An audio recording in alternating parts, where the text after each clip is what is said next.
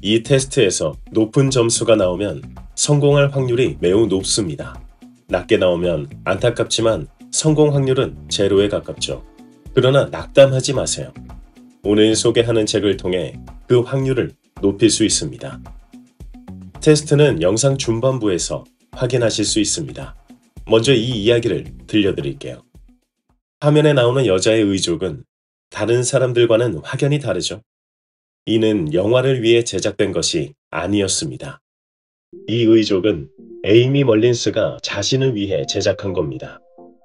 그녀는 선천적으로 종아리뼈가 없이 태어나 다리를 절단할 수밖에 없었습니다. 그래서 두 다리가 없죠. 그러나 그녀는 현재 직업이 무엇인지 아십니까?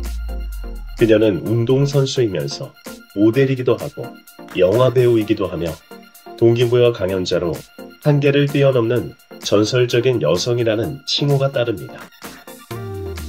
그녀는 1살 때부터 의족을 착용하고 걸음마를 배웠습니다. 그녀의 부모님은 그녀에게 넌 남들과 다를 뿐 못하는 것은 없다는 사고방식을 심어줍니다. 그녀는 휠체어에 의존하지 않고 적극적으로 움직이며 다른 방식으로 생활하기 시작합니다. 조지타운 대학교에 입학 후 육상 선수로 활동했고 1996년 애틀랜타 패럴림픽에 출전하기도 합니다. 100m 달리기와 멀리뛰기에서 세계 신기록을 세웠습니다. 1999년 런던 패션 위크에서 패션 디자이너 알렉산더 맥퀸의 패션쇼 무대에 등장합니다. 세계 최초의 장애인 슈퍼모델이 되죠. 이후 배우로도 활동하며 영화 킹스맨에서 그녀가 디자인한 의족이 등장하기도 했습니다. 2009년 테드 강연에서 그녀는 역사에 남을 감동적인 연설을 합니다. 내 다리는 내 약점이 아니라 내 가장 큰 무기다. 실제로 어느 파티장에서 그녀를 알고 있던 사람이 그녀에게 가서 이렇게 말합니다. 에이미, 키가 커진 것 같은데? 에이미는 대답하죠. 아니야, 난 단지 의족의 길이를 늘렸을 뿐이야. 이후 친구는 이렇게 말합니다. 마음대로 키를 조절할 수 있다니 너무 부럽다. 다리가 약점이 아니라 가장 큰 무기가 되었죠. 그녀가 이렇게 성공적인 삶을 살 수 있었던 것은 그녀가 가지고 있는 이것이 매우 높기 때문입니다. 여기서 잠깐 광고 조금 할게요. 쿠쿠 밥솥이 3월 9일까지 할인가로 판매하고 있습니다. 이 밥솥은 저도 쓰는 밥솥인데 저는 할인가에 사진 못했죠. 그래도 밥이 정말 찰지게 잘 지어집니다. 다시 책으로 돌아왔어요. 이것은 사람마다 모두 가지고 있지만 사람마다 모두 다른 높낮이로 가지고 있습니다. 이것을 연세대학교 언론홍보영상학부 김주환 교수님은 우리나라에서 최초로 이렇게 번역을 했습니다. 회복 탄력성. 지금은 많이 쓰이는 단어인데 교수님이 처음 이렇게 쓰셨죠. 그리고 우리나라에서 그것이 알고 싶다를 통해 이 회복 탄력성 테스트를 실제로 진행하기도 했습니다. 영상 뒤쪽에 테스트를 같이 해볼 수 있으니 조금 기다려주세요. 오늘 소개하는 책이 김주환 교수님의 회복 탄력성입니다. 위즈덤 하우스에서 2011년 3월 17일에 초판이 발행되었습니다. 지금까지도 계속 잘 나가는 스테디셀러 중 하나입니다. 자, 그럼 이 회복 탄력성이 높은 사람은 어떻게 살고 있을까요? 2009년 그것이 알고 싶다에서 이를 추적한 사례가 있습니다. 서울대 지구환경과학부 이상목 교수님은 국비 장학생으로 MIT에서 박사학위를 받고 전도 유망한 해양 지질학자였습니다. 그는 과학자이면서 동시에 탐험가이기도 했죠. 그의 나이 45세인 2006년 여름 차량 전복 사고를 당하게 됩니다. 그는 전신마비가 되었습니다. 세계가 좁다며 5대양 6대주를 탐험하며 연구하던 그에게는 치명적인 역경이었죠. 그러나 그는 현실을 냉정하고 정확하게 파악합니다. 보통 전신마비 환자들은 자신에게 일어난 불행을 부정하며 사실로 받아들이려 하지 않죠. 평균 3년이 지나서야 자신에게 닥친 상황을 비로소 현실로 받아들입니다. 그러나 이 교수님은 현실을 있는 그대로 받아들입니다. 6개월 만에 일상생활로 복귀하죠. 그러나 전신마비는 그대로입니다. 그는 수업을 할 때 입만 사용할 수 있기 때문에 특별한 마우스를 사용합니다. 마우스를 흡입하면 왼쪽 클릭, 불면 오른쪽 클릭이 되는 식이죠. 보통 사람 같으면 그런 상황에서 수업을 한다는 것 자체가 매우 힘든 일이 될 겁니다. 그러나 그는 스스로를 진심으로 행운아라고 생각하고 있다고 합니다. 일밖에 모르는 내가 사고 후에 오히려 희망이 무엇인지 알게 되었습니다. 나는 큰 행운아입니다. 사고 때문에 오히려 더 마음이 편해진 면도 있다.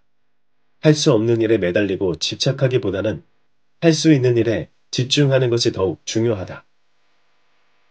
5년이 흐른 2010년 말에는 KT와 함께 중증장애인용 IPTV를 개발하기도 하였고, 장애인을 위한 따뜻한 융합 기술의 개발에 열정을 쏟고 있습니다. 저는 이상목 교수님의 마지막 말을 다시 한번 강조하고 싶은데요. 할 수 없는 일에 집착하기보다는 할 수 있는 일에 집중하는 것이 더욱 중요하다. 우리는 자기 개발과 끌어당김을 보통 이렇게 생각하기 쉽습니다. 나에게 한계를 씌우지 말자. 나도 100억이든 1000억이든 충분히 벌 수 있어. 이 금액을 난 끌어당길 거야. 이것도 일부 맞지만 이상목 교수님처럼 받아들이고 할 수 있는 것에 집중할 때 그것이 돈을 만들어주게 됩니다. 제가 쓴 책이 3월 20일에 나오는데 제 책에 이런 말이 있는데요. 저승사자가 금방 죽은 사람에게 알려주고 있는 겁니다. 만약 너가 지금 마음 상태로 100억을 바란다고 하면 당연히 우주는 줄 것이다. 그러나 너의 마음 그릇이 100억을 받을 준비가 안 되어 있다면 그 리듬만큼 뒤틀릴 것이다. 너의 마음 상태가 1억 수준이면 99억만큼 뒤틀릴 것이다. 그럼 넌 99억만큼의 좋지 않은 일이 생길 것이다. 그럼 이제 넌 그 상황이 왔을 때 어떻게 선택하고 행동하느냐에 따라 99억을 받을 수도 있다. 즉, 본인의 마음 상태가 어떠냐에 따라 끌어당김도 달라질 수 있음을 말합니다. 그래서 받아들임은 새로운 내면의 문을 여는 것과 같습니다. 그 문 뒤에는 무엇이 있을지 모르지만 우리가 바라는 것이 완전 똑같은 형태로 있진 않아도 유사한 형태로 있을 겁니다. 다시 책으로 돌아올게요. 그럼 우리가 궁금해지는 것은 도대체 회복 탄력성을 어떻게 높일 수 있는가? 이것입니다. 에이미 멀린스처럼, 이상목 교수님처럼 힘든 상황이 우리에게 닥쳤을 때 꼭 그들처럼 너무 힘든 상황이 아니어도 우리 인생은 항상 난관에 맞닥뜨리곤 합니다. 그럴 때 어떻게 빠르게 회복하고 성공할 수 있는가? 회복 탄력성은 뇌와 밀접한 관계가 있다는 게 밝혀졌는데요. 이와 관련된 실험들이 있습니다. 인지과학은 자신의 실수를 모니터링하는 것을 돕는 특별한 뇌 기제가 존재함을 밝혀냈습니다. 실수 관련 부적전이로 알려진 뇌파 신호를 알게 된 거죠. 이것은 대략 실수가 일어난 직후 아주 짧은 시간 동안 0.04초와 0.1초 사이에 관찰됩니다. 이것이 강하게 나타나는 사람은 자신의 실수를 잘 탐지하며 스스로의 수행을 정확히 평가하고 목표 달성을 위해 더 노력할 수 있는 사람이라 할 수 있다고 합니다. 즉, 열린 자세를 지닌 뇌를 소유한 사람이라고 책은 말하고 있습니다. 회복 탄력성이 높은 사람의 뇌는 스스로의 실수를 보다 잘 모니터링하는 습관이 들어있다고 볼 수 있는 거죠. 이제 그 실험을 어떻게 진행했는가를 보여드릴게요. 화면에 M이 나오면 오른쪽 버튼을, W가 나오면 왼쪽 버튼을 누르는 실험을 진행했습니다. 비율은 M과 W가 8대2로 나옵니다. 즉, M을 누르는데 뇌가 습관화가 되어갈 때쯤 W가 나오게 되는 식이죠. 실수를 유발할 가능성이 높다는 겁니다. 회복 탄력성이 높은 사람과 회복 탄력성이 낮은 사람의 차이는 과연 어떨까요? 정답은 누가 가장 많이 맞췄을까요? 일반인의 정답률 평균이 47% 정도인데 회복 탄력성이 낮은 사람의 정답률 평균이 70%가 넘었습니다. 반전처럼 보이는 이 결과는 사실 이걸 말해줍니다. 그들이 정답을 고를 때 걸리는 시간은 일반인 대비 2배 길었습니다. 즉 실패를 두려워해 정답률이 높다는 것이죠. 실수를 지나치게 두려워한다는 건데 이런 사람들은 실수는 덜 하지만 정작 실수했을 경우에 그들의 뇌는 민감하게 반응하지 않는 게 관찰된 겁니다. 실수를 적극적으로 모니터링하고 받아들이려 하기보다는 억누르고 무시하려는 무의식이 작동한다고 해석된다는 거죠. 반면에 회복 탄력성이 높은 사람은 실수를 두려워하지 않으면서도 자신의 실수에 대해서는 스스로 민감하게 알아차리는 뇌를 지닌 사람들로 설령 실수를 범한다 해도 실수로부터의 피드백을 적극적으로 받아들이는 습관이 들어있는 뇌를 지닌 사람들입니다. 책을 그대로 읽어드릴게요. 한마디로 회복 탄력성이 높은 사람들은 스스로의 실수에 대해 보다 긍정적인 태도를 지닌 사람들이다. 그들의 뇌는 습관적으로 보다 더 과감하고 도전적이어서 늘 새로움을 추구한다. 자신의 실수에 대해 예민하게 반응하되 실수를 두려워하지 않는 것이 회복 탄력성이 높은 긍정적인 뇌의 특징이다. 이 말은 만약 회복 탄력성이 본인이 낮다면 이를 높이기 위해서 해야 할 것이 뇌에서 긍정적인 회로를 만들어주는 것이라는 걸 알 수 있게 됩니다. 습관적으로 부정적인 말을 하는 사람과 습관적으로 긍정적인 말을 하는 사람의 극명하고 분명한 차이는 지금 살고 있는 삶에서 완벽하게 볼 수 있습니다. 제 친구를 예로 들면 습관적으로 부정적인 친구의 수입과 습관적으로 긍정적인 친구의 수입이 10배가 차이가 납니다. 그럼 회복 탄력성을 높일 수 있고 더 나은 삶을 살 수 있는 것은 긍정적인 뇌 회로를 장착시켜 주는 것이 분명해집니다. 그러기 전에 먼저 본인의 위치가 어디에 있는가를 알아야 하겠죠. 기다리셨죠? 테스트를 함께 진행해 보죠. 총 53개의 문항으로 김주환 교수님께서 만드셨는데요. 문항이 많지만 하나씩 해보죠. 이 테스트는 3가지로 나눠져 있는데 자기 조절 능력과 대인관계 능력, 그리고 긍정성으로 되어 있습니다. 저는 대인관계 능력이 다른 것보다 높게 나왔고 나머지는 평균이었으며 전체 점수는 214점이었어요. 테스트 후 평균에 대해서도 말씀드릴게요. 편하게 마음을 가지고 시작합니다. 이걸 하는 이유는 이상무 교수님처럼 본인이 현재 어떤 상황인지 정확히 알기 위함입니다. 그래야 다음을 도모할 수 있습니다. 시작 전에 점수를 매길 수 있도록 종이와 펜을 준비해 주세요. 제가 문항을 띄워드릴게요. 잠시 멈춘 뒤에 점수를 매겨보세요.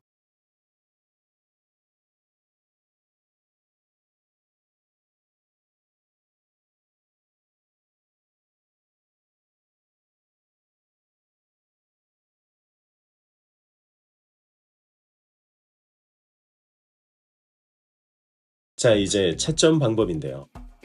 자기 조절 능력은 1번부터 18번까지입니다.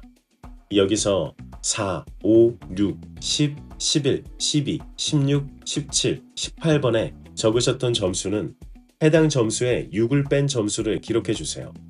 즉 5점을 했다면 1점을, 3점을 했다면 3점, 이런 식입니다. 만약 여기까지의 합산에서 70점 이상이면 상위 20%, 79점 이상이면 상위 7%입니다. 평균 점수 63.5점 이하라면 자기 조절 능력을 높이기 위해 노력하는 것이 좋다고 합니다. 긍정적인 뇌 회로를 가져야 하는데 좀 더 구체적인 방법도 있습니다. 이는 뒤에 말하기로 하고 이어서 대인관계 능력 채점을 해보죠. 22, 23, 24, 28, 29, 30, 34, 35, 36번은 6을 빼서 기재해 주세요. 여기에 평균 점수는 67.8점입니다. 저는 이게 높게 나왔는데요. 마찬가지로 평균보다 낮으면 대인관계 능력을 높이기 위해 연습을 해야 합니다. 74점 이상이면 문제가 없고 80점 이상이면 상위 6%입니다. 끝으로 긍정성 채점이 남았죠. 40, 41, 42, 51, 52, 53번은 6을 빼서 기재해 주세요. 긍정성의 평균은 63.4점입니다. 70점 이상이면 문제 없고 75점 이상이면 상위 6%입니다. 총 합산 평균 점수는 195점이며 170점 이하라면 깨지기 쉬운 유리 같은 존재라 할 수 있다고 책은 말하고 있습니다. 212점 이상이면 상위 20%, 220점을 넘으면 대단히 회복 탄력성이 높은 사람입니다. 자신이 어느 정도인지 알게 되셨다면 이제 이에 맞춰 훈련을 해야 하죠. 그 전에 뒷센의 미소를 알게 되면 훈련이 매우 편해지실 겁니다. 먼저 결론부터 말씀드리자면 진심으로 마음을 다해서 웃음을 지을 수 있는 사람이 회복 탄력성이 높아집니다. 책에서는 이렇게 말합니다. 당신이 만약 뒷센의 미소를 지을 수 있다면 당신의 뇌는 높은 수준의 긍정성을 지녔다고 볼 수 있으며 높은 수준의 회복 탄력성을 통해 평생 좋은 팔자를 누리게 될 것이다. 여기엔 과학적인 근거가 있다. 하커와 켈트너의 연구에 따르면 환한 긍정적 미소를 지었던 뒷셈 미소 집단은 인위적 미소 집단에 비해 훨씬 더 건강하였으며 병원에 간 횟수도 적었고 생존율도 높았다.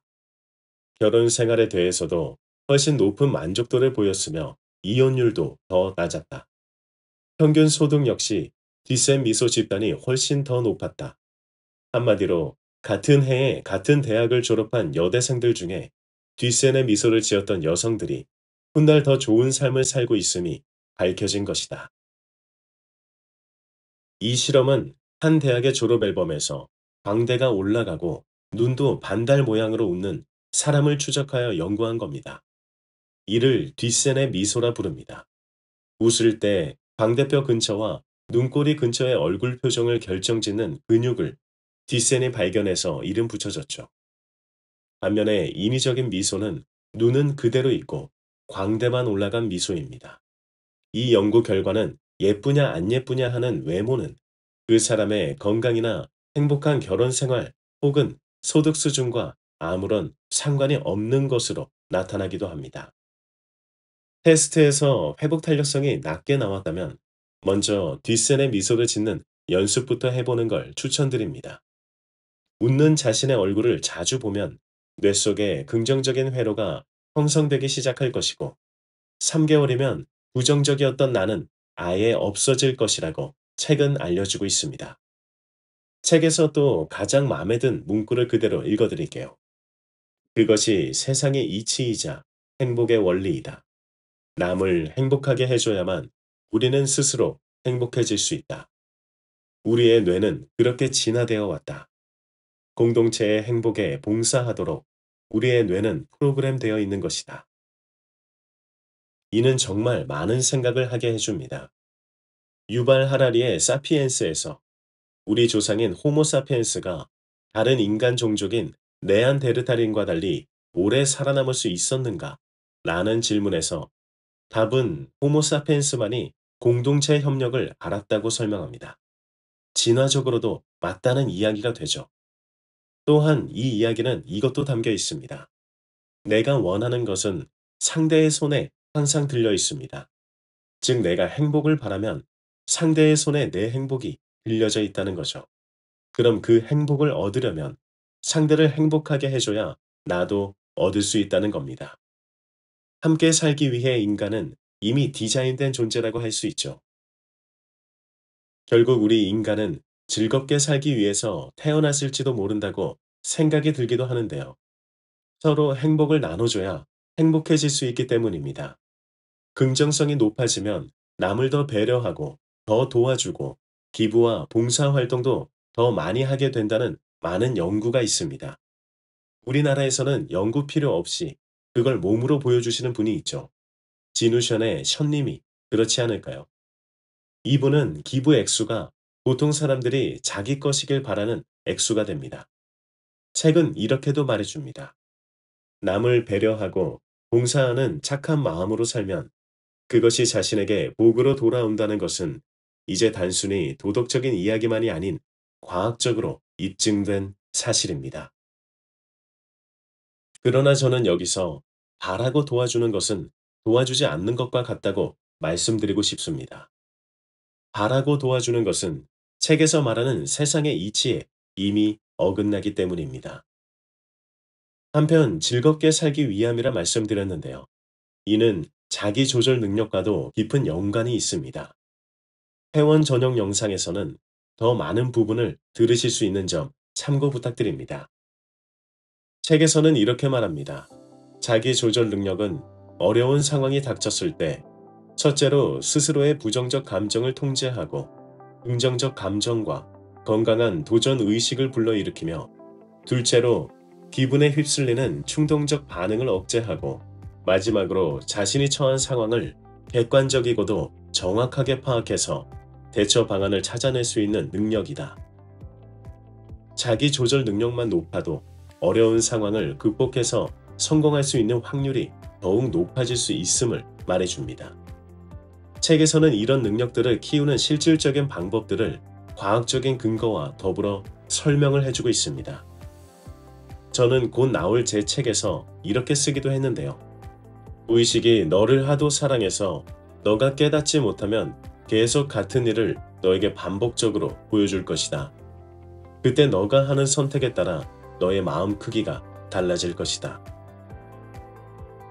인생을 돌아보면 상황이 다른 것 같지만 근본은 똑같았던 일들이 저에게 무수히 반복되었다는 사실을 알게 되실 겁니다. 그럴 때 자기 조절 능력이 높았다면 반복 횟수가 확연히 줄었겠죠. 바로 실수를 알아차리고 피드백을 수용할 수 있었을 테니까요. 아쉬운 부분이지만 저는 지금이라도 이걸 알고 나서 확연하게 달라진 삶을 살고 있다는 것에 매우 만족합니다.